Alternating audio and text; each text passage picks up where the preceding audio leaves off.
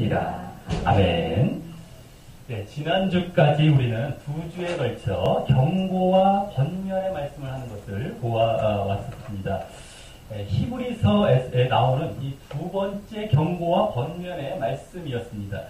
즉 지난 2장 초반 2장 1절부터 4절에서 하나님의 말씀인 그 예수님의 복음이 흘러 떠내려갈까 염려하며 그 복음을 더욱 마음에 간직하고 깨어있어 삼가라 라는 그 첫 번째 경고와 권면의 말씀 이후 이제 3장 7절부터 또다시 시작되었던 그 두 번째 경고의 말씀이었던 것입니다. 그리고 그 내용은 다시 하나님의 말씀과 예수님의 복음과 관련해서 그 말씀과 복음을 듣거든 마음을 강팍해 하지 말고 믿음을 화합하여 하나님의 안식, 그 구원에 들어가기를 힘쓰라는 내용이었던 것이었습니다. 그리고 첫 번째 경고 때에는 그 하나님의 말씀인 복음이 주로 예수님께서 선지자나 천사보다 뛰어나신 그 유일하신 주가 되신다는 사실을 내포하고 있었다면 지난주까지의 두 번째 경고에서는 더 실제적으로 주로 이 안식, 즉 구원과 또 믿음과 관련해서 안식에 대한 그 하나님의 말씀을 믿고 순종하면 하나님의 안식에 들어간다는 약속을 의미했던 것이었습니다. 그리고 그때 그 복음에 대해 이 믿음을 보인다는 것은요, 이 복음을 그대로 믿고 순종하며 안식에 들어가기 위해 힘쓰며 그래서 마치 이런 것과 같은 모습을 보이는 것을 의미했던 것이었습니다.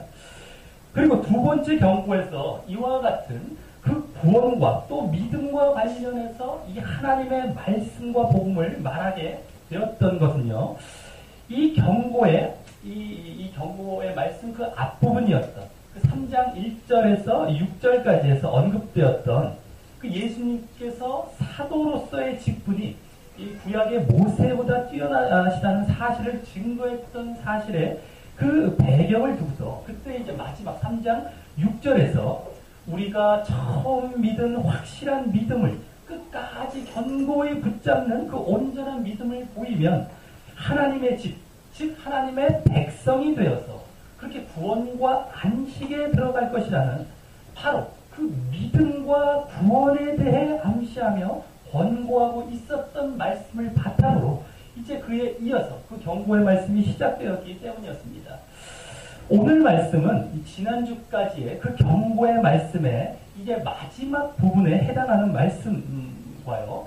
또 다음에 이제 예수님께서 이제는 그 사도로서의 직분 말고도 이 대제사장으로서의 직분과 관련하여 말씀하게 되는 그 시작에 해당하는 말씀이 함께 보여지게 되는 말씀입니다. 그래서 오늘 먼저 이 12절과 13절의 말씀이 이 지난주까지의 그 경고의 말씀의 마지막 부분인 것이고요. 그래서 그동안 그 앞부분의 경고에 가장 근저에 깔린 그 근본 배경이 되었던 그 하나님의 말씀과 복음과 관련해서 말씀하며 결론적으로 다시 한번 이제 경고하게 되고요. 이어서 다음 14절에서 16절까지의 말씀이 그 앞에 그러한 경고의 말씀과 관련이 되면서도 이제 새롭게 다른 분위기로 시작되는 말씀으로서 그동안 예수님의 사도로서의 직분에 대해 모세와 비교하여 말씀했던 것에 이어서 이제는 이 대제사장으로서의 직분에 대해 언급하게 되는 그 첫 말씀이 되는 것입니다. 자, 그럼 오늘 이와 같이 지난주까지의 그 경고의 이제 말씀 중 마지막에 해당하는 이 말씀과 다음 이제 예수님의 대제사장으로서의 그 직분에 대한 그 첫 말씀을 교차적으로 오늘 살펴보게 되면서 우리에게 거기서 무엇을 경고하고 있으며 또 무엇을 가르치고 있는지 귀를 기울이면서 하나님의 은혜 가운데 나아가는 시간을 갖도록 하겠습니다. 자, 먼저 12절과 13절에서는 이 하나님의 말씀에 대해 그 성격과 이제 기능이라고 할 수 있는 그 말씀을 하게 됩니다. 자, 이 하나님의 말씀에 대한 설명이 3장 7절부터 시작된 경고와 권면의 말씀에 이어서 이 마지막 마지막 부분에 이렇게 갑자기 등장하게 된 것은요. 앞서 이 말씀드렸듯이 지금 이 서신서의 이 수신자들인 이 유대인 기독교인들이 그 하나님의 말씀에 대한 믿음이 부족했기 때문이었습니다. 그리고 그 하나님의 말씀은 한마디로 이제 복음으로 이제 말할 수 있는 것인데요. 그 내용은 예수님께서 주 되신다라는 사실과 또 그래서 그분을 믿음으로 하나님의 안식에 들어가는 구원을 얻을 수 있다는 사실을 말하는 내용이었습니다. 그런데 유대인 기독교인들은 하나님의 말씀에 나온 이 사실들을 제대로 믿지 못하고 있는 것이었습니다. 그래서 지난주 2주에 걸친 경고에서는 오늘날 너희가 그의 음성, 그 하나님의 말씀을 듣거든 너희 마음을 강팍해 말라라는 말씀과 또 내가 노하여 맹세한 바와 같이 저희는 내 안식에 들어오지 못하리라 라는 말씀이 담긴 그 시편 95편 말씀을 주로 인용하면서 경고했었던 것이었습니다. 그래서 이와 같이 그동안의 경고에 있어 그 출발점이 되었던 그 하나님의 말씀에 대해 이제 이렇게 그 경고의 마지막 부분에서 자세히 설명하며 그 하나님의 말씀을 믿음으로 받아들이고 순종함으로 안식에 들어가라고 더욱 강조하기 위해 이와 같이 최종적으로 이 하나님의 말씀을 언급하고 있음을 알 수 있는 것입니다. 그런데 사실 히브리서 처음 1장 그 1절부터 2절에서도요 이런 말씀이 있었죠. 옛적의 선지자들로 여러 부분과 여러 모양으로 우리 조상들에게 말씀하신 그 하나님이 이 모든 날 마지막에 아들로 우리에게 말씀하셨다라고 이 하나님의 말씀에 대한 그 말씀으로 시작을 했었었고요. 또 그래서 2장 초반부 2장 1절부터 4절에서는 앞서 말씀드린 바와 같이 그 하나님의 말씀으로부터 흘러 떠내려갈까 염려하라고 경고했었던 것이었고요. 그리고 이제 거기서 더 나아가 이제 이 지난주와 같은 그 3장에서는 지난주와 같은 그 하나님의 말씀인 복음에 대해 마음을 강팍해 말고 믿음과 순종으로 받아들여 안식에 들어가라 라는 경고의 말씀을 했었던 것이었기에 이제 이 부분에서 이와 같이 이 하나님의 말씀에 대해 직접적인 설명이 나오는 것은 더욱 그리 갑작스럽거나 새삼스러운 것은 아닌 것이다라고 하는 것입니다. 자, 그럼 그러한 하나님의 말씀에 대해 먼저 이 12절에서는 뭐라고 말씀합니까? 먼저 살았고 운동력이 있다라고 합니다. 여기 살았다라는 말은 말씀이 그냥 이 보통의 어떤 책이나 글들처럼 단순히 잠시 동안만 어떤 도움이 된다던가 아니면 죽어 있다라는 것이 아니라 계속해서 생명력이 있다라는 말이고요. 또 운동력이라는 말도 말 그대로 활동적이고 능력이 있다라는 말인데요. 그래서 이 하나님의 말씀은 단순히 어떤 그냥 생각을 전해주는 것이 아니라 그것이 살아있어서 삶을 변화시키며 우리 안에 역사하는 그 역동성이 있다는 말입니다. 그래서 하나님의 말씀은 우리에게 결국 결단을 요구하게 되고요. 우리는 그 말씀을 그래서 우리의 삶에 적용해야 하는 것이다라고 하는 것입니다. 그리고 이 말씀은 단순히 2000여 년 전 지금 이 서신서가 쓰여졌던 이 당시 이 초대교회 때뿐만 아니라 지금도 이제 살아 역동하면서 이 믿는 자들에게 그와 같은 영원한 생명과 삶의 능력을 주는 말씀이라는 것입니다. 그러기에 하나님의 말씀은 적당히 우리가 넘어가거나 불순종해도 되는 그런 성질의 것이 아니고요. 반드시 귀를 기울여 경청하고 또 순종해야 한다는 것입니다. 이 지난주까지의 경고와 같이 그 이스라엘 백성들이 그 유대인 기독교인들이 마음을 강팍해 하여 안식에 들어가지 못하는 것처럼이 아니고 말입니다. 그런데 그러한 살아있고 운동력 있는 하나님의 말씀이 이제 그 다음 말씀과 같이 좌우의 날선 어떤 검보다 예리하다라고 합니다. 이는 하나의 비유인 것인데요. 당시 좌우의 날선 검은 이 로마 군인들이 사용했던 그 양쪽의 나리선 단도를 이제 빗대어서 말을 한 것입니다. 여기서는 그와 같은 어떤 검들보다, 양쪽의 나리선 어떤 검들보다 이제 모든 것을 찌르고 자를 정도로 아주 예리하다, 아주 날카롭다 라고 하는 사실이 강조되고 있는 것입니다. 그래서 그 다음 말과 같이 혼과 영과 관절과 골수를 찔러 쪼개기까지 한다라고 말합니다. 여기서 찔러 쪼개기까지 한다라는 말이 지금 결국 강조가 되고 있는데요. 이 말은 더 알아듣기 쉬운 정확한 의미로 말을 하자면요. 쪼개기까지 할 정도로 찌르고 관통한다라는 말입니다. 그렇기 때문에 찌르고 그렇게 관통한다라는 같은 의미죠. 찌른다, 관통한다 같은 말인데 그 말이 지금 사실 강조가 되고 있는 그러한 말이다라고 하는 것입니다. 무엇을 그러면 그렇게 쪼갤 정도로 이게 찌르고 관통한다는 말입니까? 여기 혼과 영과 관절과 골수라고 했는데 이는 인간의 몸을 이 3분법, 세 부분으로 나누는 그러한 3분법으로 나누어서 혼과 영과 육으로 나누는 근거가 되기도 하는 말씀인데요. 여기서는 그렇게 보기보다 그중 여기 지금 육에 해당하는 부분인 관절과 골수로 보면은 이제 주로 어떻습니까? 그 인간 신체의 가장 깊은 곳으로 표현된 것을 보면 가장 깊은 곳에 있는 것이 관절과 골수입니다. 그래서 하나님의 말씀이 인간의 아주 깊은 내면이라도 이제 그것마저 쪼갤 정도로 찌르고 꿰뚫는다는 사실을 보여주기 위해 쓴 하나의 세밀한 표현인 것으로 볼 수 있다라고 하는 것입니다. 그래서 이는 하나님의 말씀은 아주 예리하고 정확해서 인간의 아무리 깊이 숨어 있고 내재되어 있는 그 생각까지도 찔러서 들추어내는 능력이 있음을 말하고 있는 것입니다. 그래서 또 그 다음 말과 같이 마음의 생각과 뜻을 감찰한다라고 합니다. 여기 감찰한다라는 말은 인식하다, 판단하다, 결정하다 이런 의미가 있는 말입니다. 그래서 그리고 또 생각과 뜻은 어떤 생각에 대한 의도와 태도를 말하는 것입니다. 그래서 이는 하나님의 말씀이 사람의 어떠한 생각이나 의도까지 깊이 통찰하고 꿰뚫어서 그것을 인식하고 판단하여 결정한다는 말입니다.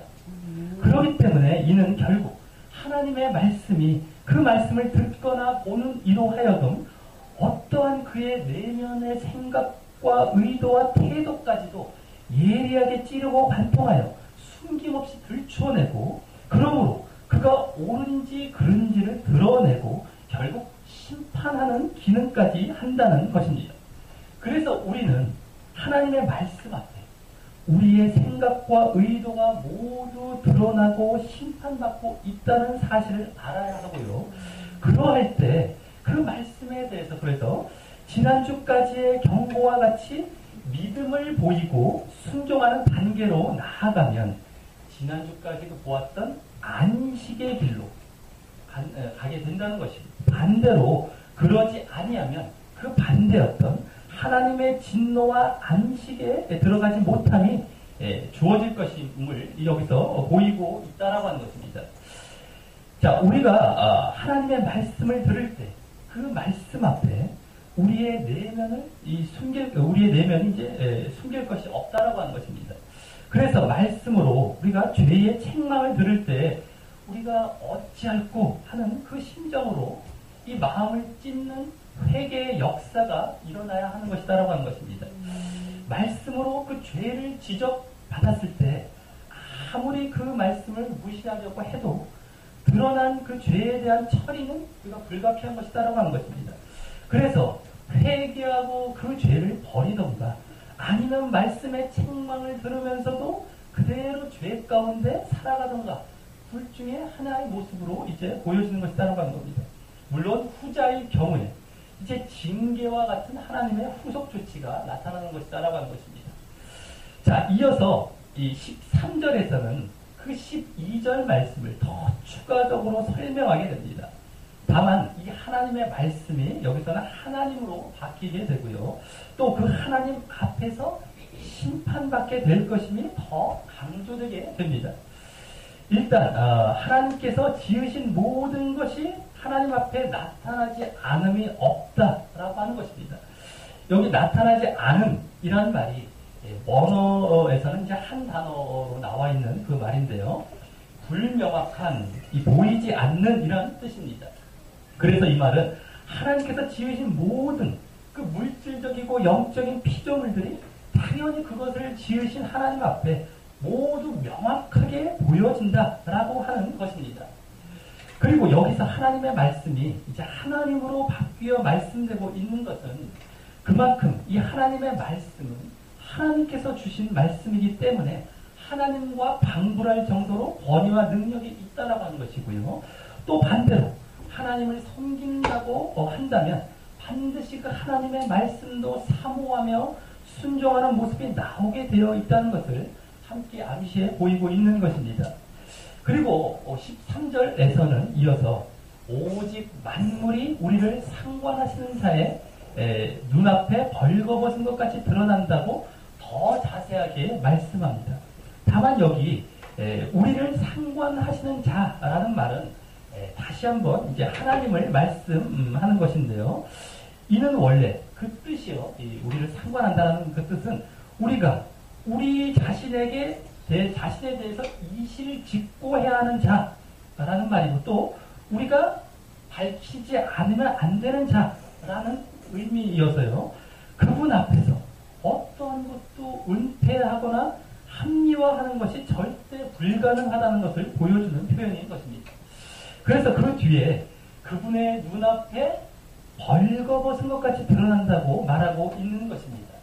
결국 이 말은 나중에 하나님 앞에 우리가 섰을 때 아무리 숨기려고 해도 숨길 수 없고 감추려고 해도 감출 수 없고 또 적당히 넘어가려고 해도 넘어갈 수 없이 모든 것이 우리가 행했던 모든 것이 벌거벗겨지고 분명하게 드러나고 그래서 자기 자신도 그분 앞에서 모든 것을 그대로 이실직고하고 밝힐 수밖에 없게 된다는 것입니다.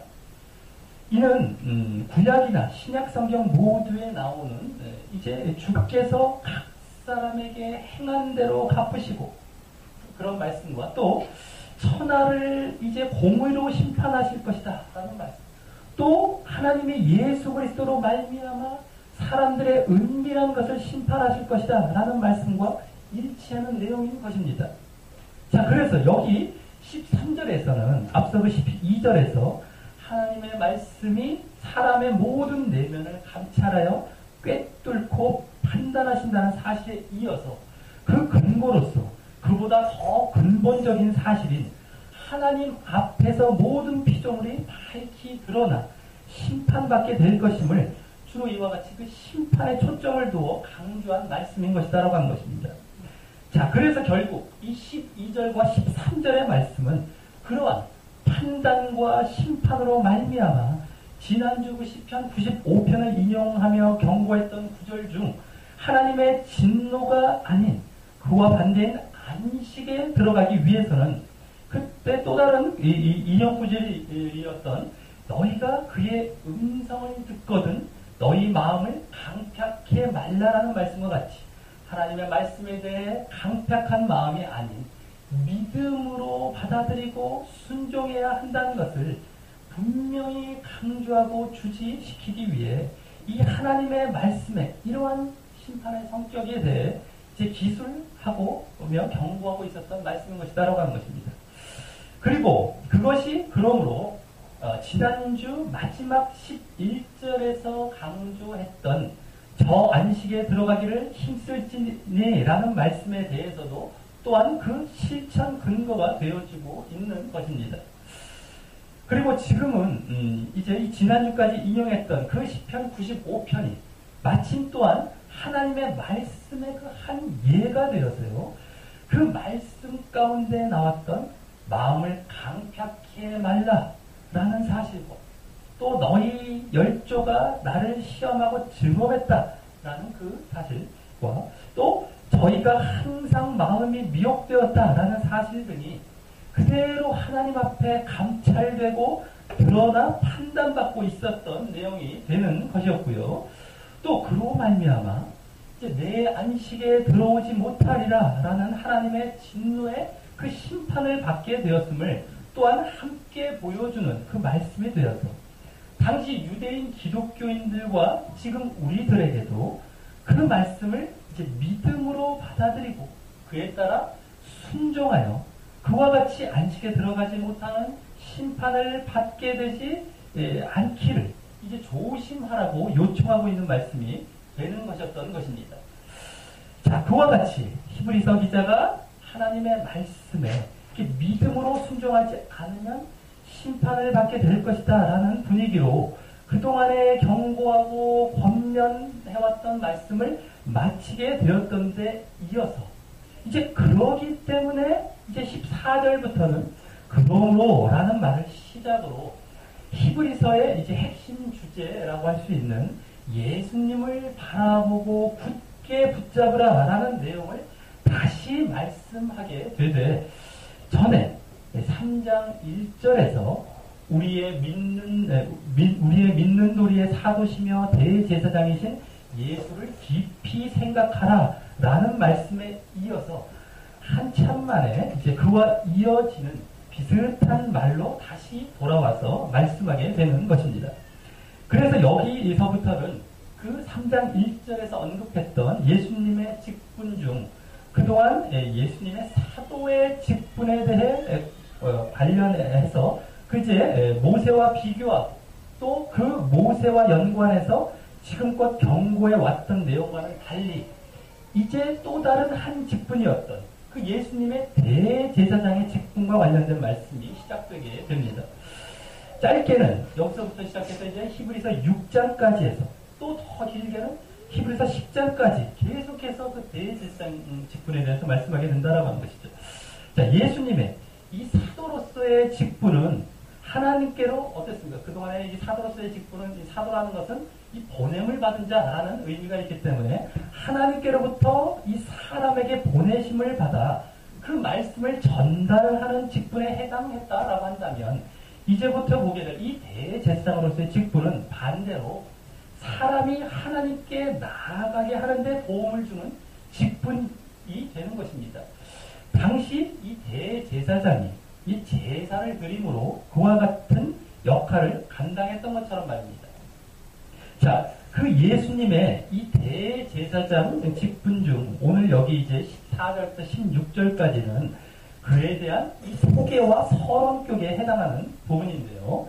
여기서는 예수님의 대제사장 직분이 사도의 직분과 함께 이렇게 언급되었던 그 3장 1절, 2절, 네, 바로 그 앞구절인 2장 말미인 2장 17절, 18절에서 또 그 앞부분에서 계속해서 예수님뿐만 아니라 우리도 천사보다 뛰어나다는 사실을 논증한 끝에 그 끝부분에서 이제 여기보다 먼저 잠시 예수님의 그 대제사장적 사역을 말했던 내용과 그 내용이 흡사하게 펼쳐지게 됩니다. 즉 그때도요 2장 17, 18절에서도 예수님께서는 범사의 형제들과 같이 되셨다라고 하면서 그것은 사람과 하나님께 자비하고 충성되신 대제사장의 모습으로 이제 백성의 죄를 구속하기 위함이라고 했고 거기다가 또한 그들의 삶 가운데서도 당신이 친히 시험을 받아 고난을 당하셨기에 그 시험 받는 자들을 능히 도우신다라고 하면서 진정한 믿음의 길을 잘 걸어가는 자들 가운데 있을 그 삶 가운데서의 시험과 유혹 또한 잘 극복하고 걸어갈 수 있도록 도우신다고 했던 것처럼 여기서도 그와 비슷한 내용이 나온다는 것입니다. 그러기에 여기서의 이 예수님의 대제사장직과 관련된 말씀은 바로 지금까지 그 앞에 경고와 이어진 그 문맥과 연관하여서는 그러한 예수님을 굳게 붙들라는 내용이 되는 것이고요. 또 그러할 때 전에 그 2장 17, 18절 이 장 말미에서 그렇게 이미 언급했던 문맥과 또한 맥을 같이 해서 그 대제사장 되신 예수님께서 그러한 온전한 신앙의 길을 걷는 자들을 도우실 것이라는 내용을 함께 담으면서 앞으로의 예수님의 그러한 대제사장직 역할에 대한 계속되는 논증이 이제 시작되게 되는 그 서론이 된다고 볼 수 있는 것입니다. 자, 그러면 그 자세한 내용을 이제 살펴보자면요. 먼저 14절에서 우리에게 큰 대제사장이 있다라고 합니다. 여기 대제사장이란 말 앞에 큰이라는 말이 이제 붙어 있는 것을 볼 수 있는데요. 그것은요, 당시 유대인들이 그렇게 아주 중요시했던 유대인 대제사장 가운데 그 누구보다도 더 위대하신 대제사장이라는 말을 하기 위함인 것인데, 그래서 앞으로 그것에 대해 이제 논증하게 되는 것입니다. 그 이유에 대해서요. 그래서 그 이유에 대해 그렇게 큰 대제사장이 되는 이유에 대해 여기 이제 두 가지를 말씀하게 됩니다.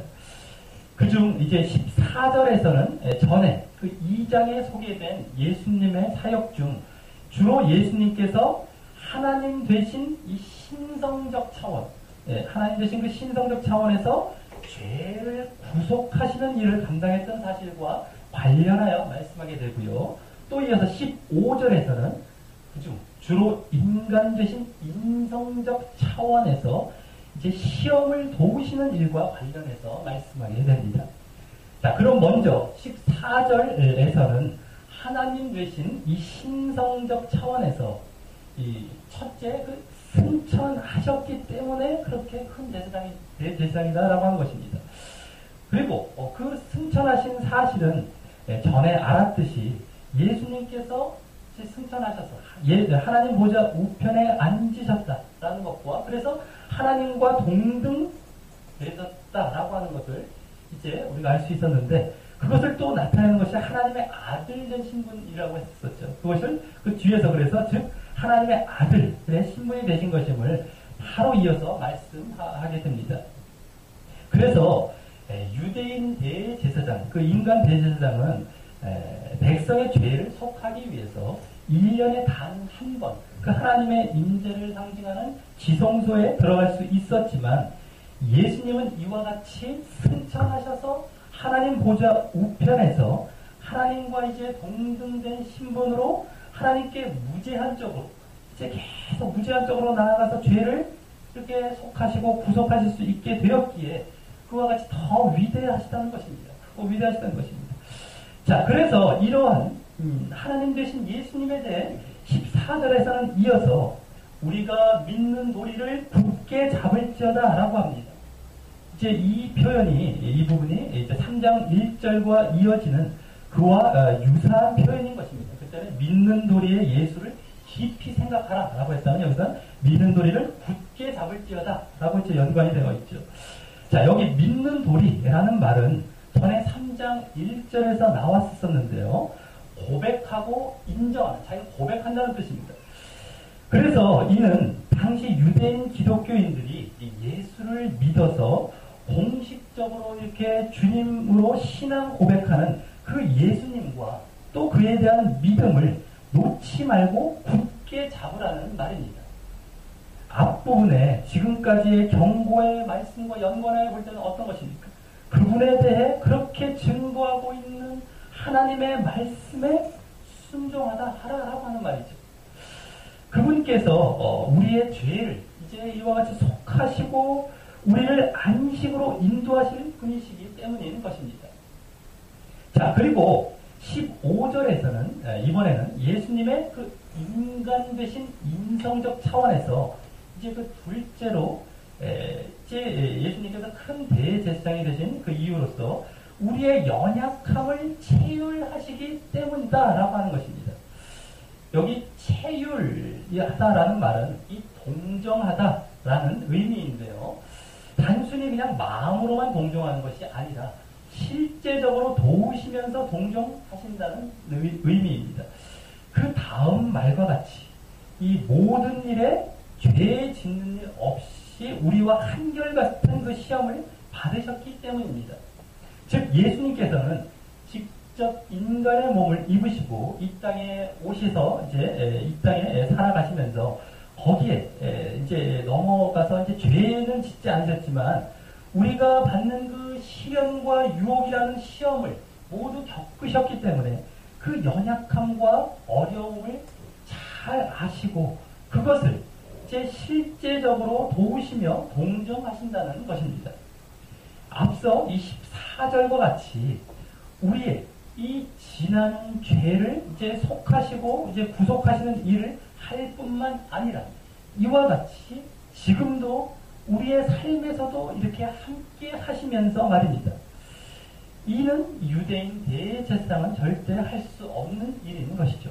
그렇기 때문에 큰 위대한 대제사장이시다라고 합니다. 자, 그리고 이와 같은 이 예수님의 이 유대인 대제사장보다 더 위대하신 이 큰 대제사장 되신 사실에 대해 이제 16절에서는 그러므로 라는 말과 함께 은혜의 보좌 앞에 담대히 나아가라 라고 합니다. 우리 다 같이 16절을 한번 읽어보도록 하겠습니다. 16절입니다. 시작. 그러므로 우리가 긍휼하심을 받고 때를 따라 돕는 은혜를 얻기 위하여 은혜의 보좌 앞에 담대히 나아갈 것입니다. 아멘. 예, 여기서 은혜의 보좌란 이제는 그 인간 대제사장이 1년에 한 번씩 들어가는 성막의 그 지성소 안 그 속죄소, 법계 위를 이제 속죄소 또는 시은소, 은혜가 베풀어진다 해갖고 속죄 대신은 시은소라고 하죠. 그 시은소가 아닌 언제든지 은혜를 베푸시는 그 하늘에 있는 하나님의 보좌와 또 그 우편의 좌정에 계시는 예수님의 보좌를 말하는 것입니다. 그래서 그 은혜의 보좌 앞에 담대히 나아가되 여기서도 두 가지를 얻기 위하여 그렇게 나아가라고 합니다. 첫째는 긍휼하심을 받기 위해서입니다. 이는 앞서 14절과 연관해서 예수님의 그 하나님 대신 신성적 차원과 관련해요.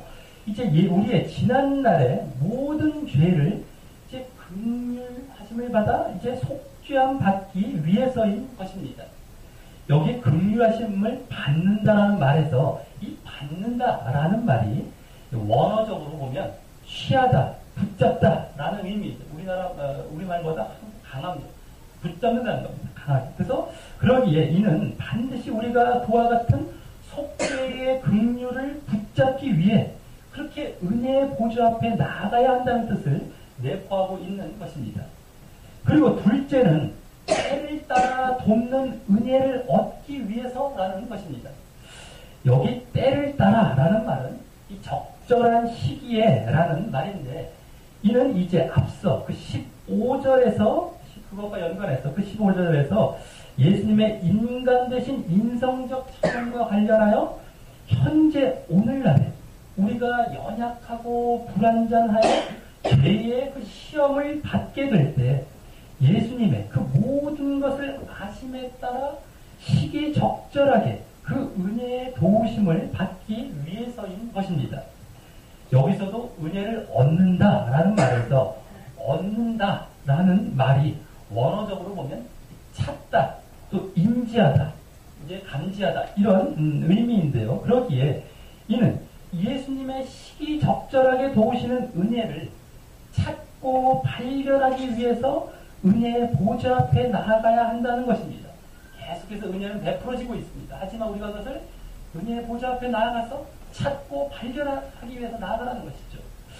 자, 그리고 그 모든 그 은혜의 보좌 앞에 나아가는 가장 좋은 모습이라고 할 수 있는 것은 그동안의 문맥상 하나님의 말씀을 가까이 하여 그 말씀을 믿음으로 받아들이고 순종하는 모습이 될 것이고요.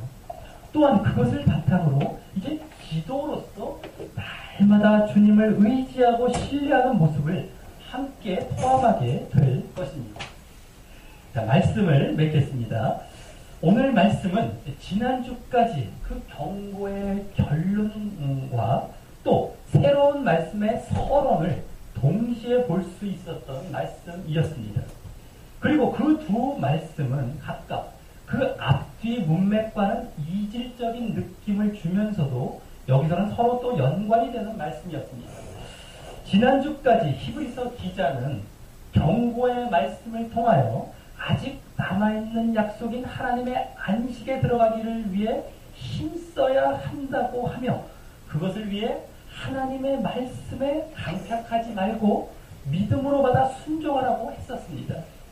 오늘은 그 가운데 그 경고의 핵심이었던 그 하나님의 말씀에 초점을 두고 왜 그 하나님의 말씀을 믿고 순종하는 안식에 들어가고 그러지 않으면 들어가지 못하는지에 대해 설명해 주는 말씀을 마지막 경고로 보았던 것이었다라고 하는 겁니다. 그리고 그것은 바로 왜 그랬습니까? 하나님의 말씀은 사람의 내면의 생각과 의도를 숨김없이 드러내고 결국 심판하는 기능을 내포하고 있었기 때문이었다라고 하는 것입니다. 그러한 하나님의 말씀의 심판의 성격에 대한 설명으로 이제 경고를 마무리한 이후에 그러므로 안식에 들어가기 위해 그 하나님 말씀의 중심인 예수님을 굳게 붙잡으라 라고 또한 말씀하게 되었는데요. 그럴 때 그분은 또한 우리를 구속하시는 그 긍휼하심과 구속의 긍휼하심과 또 우리 삶 속에서 때를 따라 우리의 연약함과 시험을 도우시며 은혜를 베푸실 것이라고 강조했던 것이었습니다. 그래서 우리가 하나님 말씀을 듣는데 힘쓰고 또 믿음으로 받고 그 말씀을 믿음으로 받고 순종하는 데 힘써서 하나님의 말씀 앞에 자신의 내면에 숨겨진 죄가 드러날 때 그것을 고의적으로 거부하고 숨기며 회개치 않는 것이 아니라 마음을 찢고 애통해 하면서 회개하며 예수님으로 말미암아 주어진 그 하나님의 안식의 약속을 진정 믿고 그에 순종하는 삶을 살아야 하는 것입니다. 그리고 늘 그러한 하나님 말씀 앞에 깨어지고 하나님 말씀에 응답하는 그 삶을 살기 위해서 우리는요, 그것이 그 말씀이 혹 나를 찌르고 관통하는 말씀일지라도 계속해서 말씀을 순수하게 사모하고 가까이 하며 그것에 그대로 순종해야 하는 것입니다. 그것이 오늘 큰 대제사장 되신 예수님을 굳게 붙잡고 그분의 은혜의 보좌 앞에 나아가 결국 긍휼하심을 받아 죄를 구속받고 또 때를 따라 돕는 은혜를 얻는 모습이기도 하기 때문입니다. 즉 하나님의 말씀은 나를 감찰하여 찌르고 관통하고 판단하여서 때로는 아프게 하지만 그것에 그대로 회개하고 순종하여 예수님을 굳게 붙잡게 된다면 그 말씀은 오히려 우리의 죄를 사함받게 하고 또 계속적인 안식과 구원의 길로 가는데 도움을 주는 은혜로 인도한다는 역설이 숨어 있는 것입니다.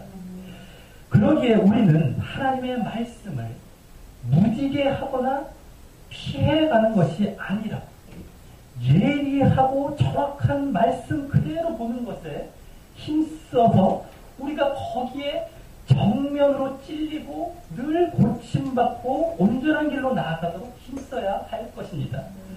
우리 모두 결국 언젠가 하나님의 심판의 보좌 앞에서 하나님의 말씀에 따라 우리의 행위 책에 기록된 대로 우리의 모든 것을 스스로 이실직고 하며 심판으로 나가게 되기 이전에 이 땅에서부터 이러한 순수한 그 하나님의 말씀을 사모하며 그에 따라 살아감으로 말미암아 결국 이 땅에서부터 늘 은혜의 보좌로 나아가서 정말 거기서부터 긍휼과 은혜를 받아 누리는 삶을 사시기를 주님의 이름으로 간절히 축원합니다.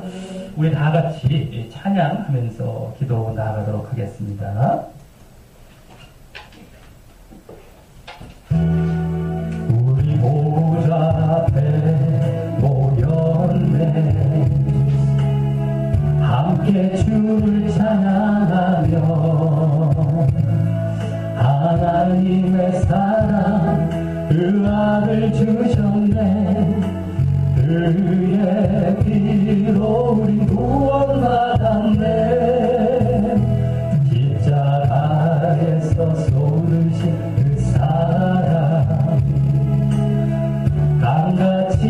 온 땅에 흘러 각 나라와 족속 백성 방언에서 구원받고 주 경배 드리네. 구원하신 보좌에 앉으신 우리 하나님과 어린 양께 있도다. 구원하신 보좌에 앉으신 우리 하나님과 어린 양께 있도다. 우리 보좌 앞에 모였네. 함께 주를 찬양하며 하나님의 사랑 그 아들 주셨네. 그의 피로 우리 구원받았네. 십자가에서 쏟으신 그 사랑 강같이 온 땅에 흘러 각 나라와 족속 백성 방언에서 구원받고 주 경배 드리네. 구원하신 보좌에 앉으신 우리 하나님과 어린 양께 있도다. 구원하신 보좌에 앉으신 우리 하나님과 어린 양께 있도다. 우리 다같이 눈을 감고 기도로 나아가실 때 우리 오늘 말씀에서 보았듯이 우리가 정말 하나님의 말씀을 들을 때 정말 강팍하게 말고 우리가 믿음으로 받아들이고 그것에 정말 순종하며 그래서 하나님의 안식에 들어가기를 힘쓰는 그런 모습이 있어야 함을 분명히 또한 하나님의 말씀의 성격에 빗대서 다시 한번 경고받게 되었다라고 하는 것입니다. 정말 하나님의 말씀은 정말 그 복음에서 우리의 생명을 살리고요.